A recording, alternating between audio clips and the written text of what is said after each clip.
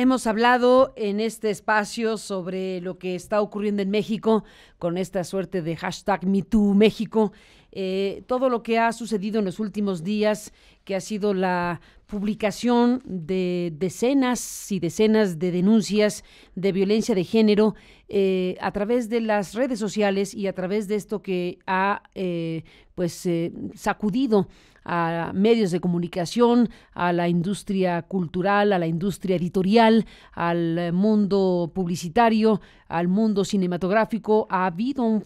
Está habiendo un fenómeno en estos días que se ha traducido precisamente en la exposición pública de denuncias específicas, algunas con nombre y apellido, otras anónimas, otras señalando al agresor, otras describiendo la situación sin señalar a nadie. En fin, hay aquí un asunto del cual hay que hablar en voz alta y entender lo que está ocurriendo para procesarlo como sociedad, como personas, y para que de aquí surjan mejores circunstancias para las mujeres, para los hombres, para las relaciones entre las personas y sobre todo un debate sobre el poder y el uso del poder cuando de esto se trata. Hemos buscado a Marta Lucía Micher Camarena, Malú Micher le decimos, como presidenta de la Comisión para la Igualdad de Género del Senado, y bueno, una mujer que ha dado largas batallas precisamente por los derechos de las mujeres. Malú, gracias por tomarme la comunicación, bienvenida y buenos días. Hola, buenos días, Carmen. Un saludo a ti y a todo tu auditorio. ¿Qué dices de todo esto, Malú? Bueno, Carmen, déjame decirte que yo celebro este movimiento. Me parece que ya nos habíamos tardado, pero también este movimiento y la emergencia con la que surge habla del malísimo sistema de justicia que tenemos en este país. Fíjate cómo a través de las redes nos podemos atrever, en unos casos anónimos, en otros casos no, a denunciar la violencia que durante años vivieron muchas mujeres. Y esto habla de la falta de un sistema de justicia que facilite garantías, en donde no te revictimicen, en donde le demos el giro a la justicia para las mujeres, en donde toda la investigación está centrada en demostrar que estás diciendo la verdad, porque siempre ha sido un sistema en el que lo que trata es de demostrar que estás diciendo mentiras. Entonces, ve cómo todavía solamente a través de redes podemos hablar del caso sin tener toda esta estructura que nos ayude a denunciar, a castigar, a eliminar la violencia, a prohibir la violencia en nuestro país contra las mujeres y las niñas, y ve estas mujeres valientes que denuncian a través de redes que no lo han podido hacer o que si lo hicieron fueron amenazadas, tenían mucho miedo, porque eso es lo que rige y lo dicen muchos documentos que avalan este movimiento, el miedo. Es decir, todavía las mujeres tenemos miedo porque no hay un acceso a la justicia con la debida diligencia, con ministerios públicos, con juezas y jueces preparados, especializados, y porque además estos delitos que se cometen en nuestra contra, porque son delitos, estas violencias que se cometen contra nosotras, pues son delitos de realización oculta. O sea, el agresor sabe hacia quién va dirigida, en qué momento lo puede hacer, no lo vas a poder demostrar, y si lo haces, yo tengo más elementos para demostrar que estás diciendo mentiras.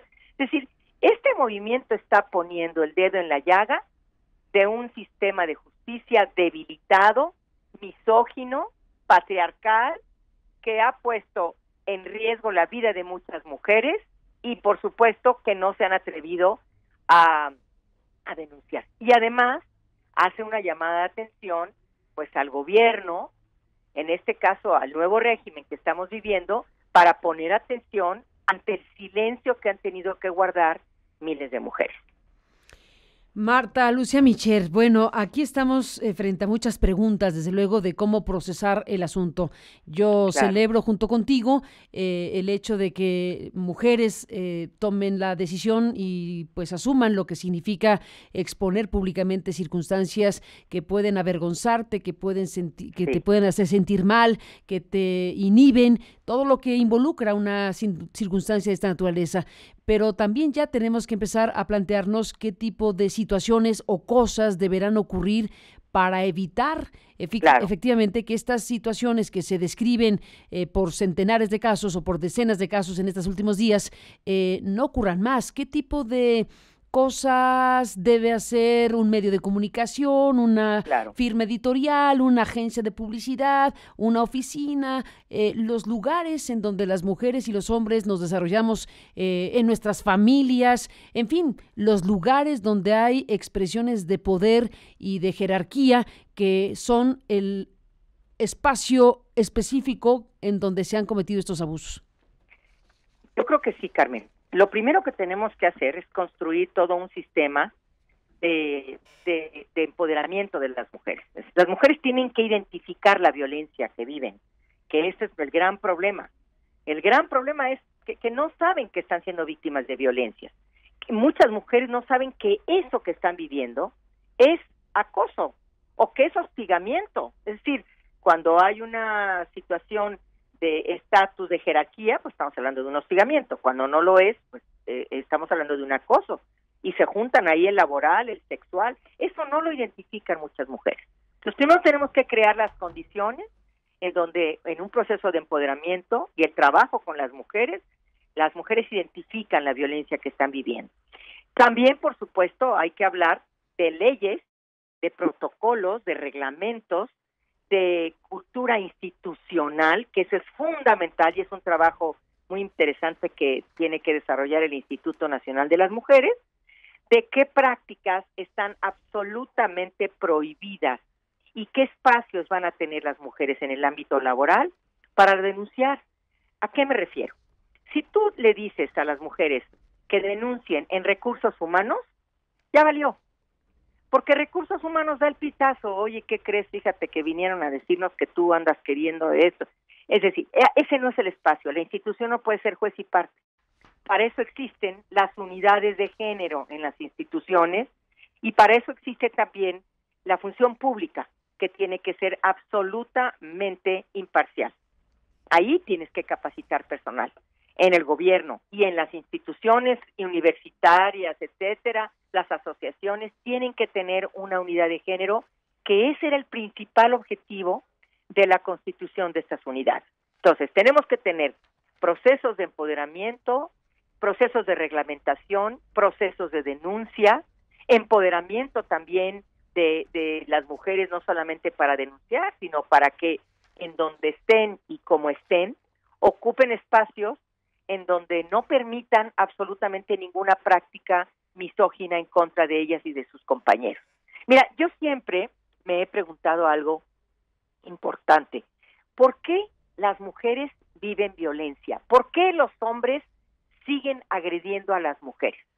¿Sabes por qué, Carmen? Porque pueden los hombres. Porque no les hemos puesto barreras, obstáculos para que dejen de hacerlo.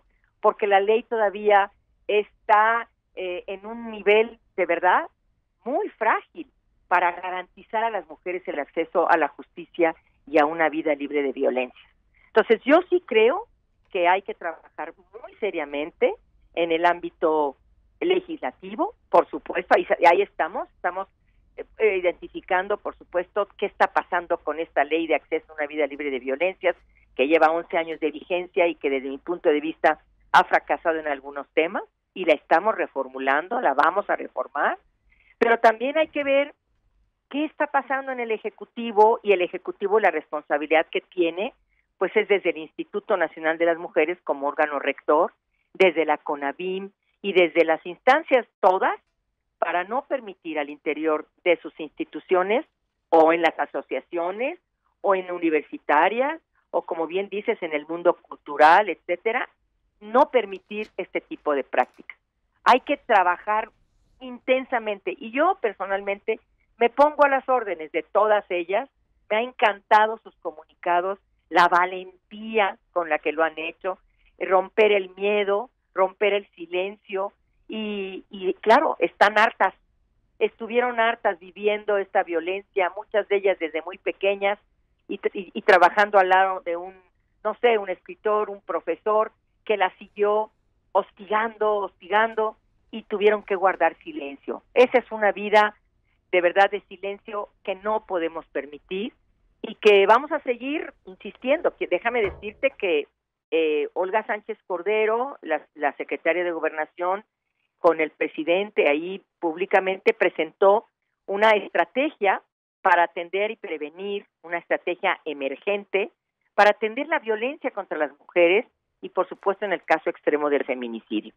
Ahí está esta estrategia, es un documento muy amplio. Claro, lo que se presentó fue una síntesis muy pequeña, pero en cualquier momento podemos ir o puede ir la ministra o quienes ahí participamos para que lo conozcan y reunirnos con estas personas para que lo nutran, para que no se ha acabado. Ese es el qué, ahora tenemos que aterrizar en los cómo.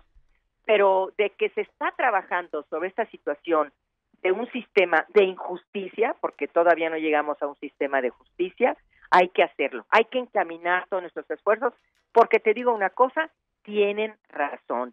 Y yo no voy a ser jamás parte de un grupo que pone en tela de juicio un criterio de una mujer, una denuncia de una mujer. Porque hay peritajes para demostrar todo lo que dices, porque hay todo, sí se ha trabajado, por supuesto, en una serie de pruebas, de peritajes, como bien se dicen, para demostrar que realmente ha sido víctima de violencias y que el agresor sigue deambulando, nadie lo castiga, como dice una de las frases de la declaración de Marabunta. Ay, qué mala onda, si era re simpático este cuate, sí, pero no por simpático ha dejado de ser violento. Entonces yo creo que sí, qué bueno que hay crecido este movimiento, pero aguas, porque acuérdate que hace tiempo nació un movimiento donde mandabas tu denuncia y no supieron qué hacer con ello, ¿no? Sí. No, nunca supieron qué hacer. Sí. Aquí tenemos que encauzar muy bien hacia dónde, qué espacios hay para denunciar, qué fallas se está teniendo en estos espacios de denuncia, las fallas de la justicia. Sabemos que todavía no hay ministerios públicos suficientemente capacitados, sistemas de seguridad y policías que todavía te siguen revictimizando, pero a estas mujeres hay que atenderlas, aunque haya sido hace 20 años, hay que escucharlas, hay que abrir el espacio y por supuesto los agresores van a decir yo no fui, rechazo, bueno, pues que demuestren también que ellos no fueron, así como nos piden a nosotras que demostremos cómo fuimos víctimas, pues también que a ellos demuestren y digan realmente por qué no son agresores, porque es un proceso difícil, pero no se vale poner en riesgo la integridad, la seguridad, la vida de las mujeres por muchos años que tuvieron que guardar silencio, de un profesor, de un director, de un escritor. Yo creo que es un extraordinario movimiento, hay que darle la bienvenida, hay que saberlo. Vamos a dar, yo me pongo a sus órdenes, sentémonos con ellas.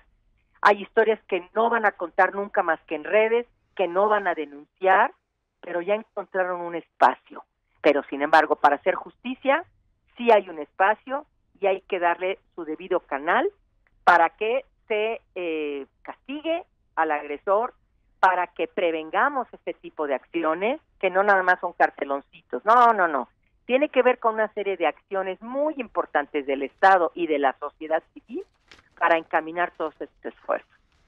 Malú Micher, desde luego este es un momento muy importante y efectivamente coincido contigo que hay que procesarlo y hay que establecer las rutas a seguir, porque efectivamente si no puede quedar algo interrumpido, un ejercicio de exposición pública y luego no se sabe qué ruta seguir, qué sigue después de la denuncia, qué sigue después de la exposición pública. En este conjunto de preguntas que tienen que ser respondidas y atendidas debidamente por las personas, por las empresas, por el Estado, bueno, está la parte que tiene que ver con las personas señaladas. También creo que es importante abrir la discusión y el debate sobre qué ocurre con aquellas personas que son señaladas por las mujeres que han sido sometidas o bien a cosas extremas como una violación agresión, o bien a acoso sexual, o bien a alguna insinuación que les causó incomodidad. Hay un rango de conductas de un nivel y de otro, y no me pongo aquí a calificar si unas son más graves que otras. Simplemente digo que hay diferentes situaciones que pueden ser interpretadas y vividas como acoso o como abuso por parte de las mujeres, y que de la contraparte dicen, oigan, no, eso fue consensuado, ella llegó ahí porque la invité, pero fue. Y este tipo de situaciones que también nos obliga a pensar qué debe ocurrir con aquellos hombres que son señalados con nombre y apellido, que son expuestos públicamente y que también están viviendo un momento sumamente crítico, cuando estamos en una cosa transicional. Esto tiene que llevar a que las relaciones entre las personas sean basadas en la libertad, y que los elementos de poder que puedan incidir indebidamente en imponer brutalmente o sugeridamente algo que la mujer no quiere, bueno, tiene que ser expuesto públicamente sin duda, pero también tenemos que abrir la ventana para analizar y discutir cómo debe procesarse la otra parte. ¿Qué tiene que pasar con las personas cuyo nombre y apellido son expuestos públicamente y que alegan, en muchos de los casos, que o no ocurrió lo que dicen que ocurrió, o bien si ocurrió, pues tuvo una cosa consensuada? En algunos territorios de grises estamos entrampados y no se sabe qué hacer. Y hay que pensarlo también. Sí, tienes toda la razón. Yo creo que hay un hilo, una línea muy delgadita, en donde queda en mucho riesgo, bueno, que así te tiene que llamar, la honorabilidad, ¿no?, de estas personas que están siendo señaladas. Y estas, bueno, como cualquier ciudadano, tienen que defenderse, y tendrán que hacerlo por las vías que deseen. Pero también quienes señalan y desean continuar, pues también tienen que ser acompañadas.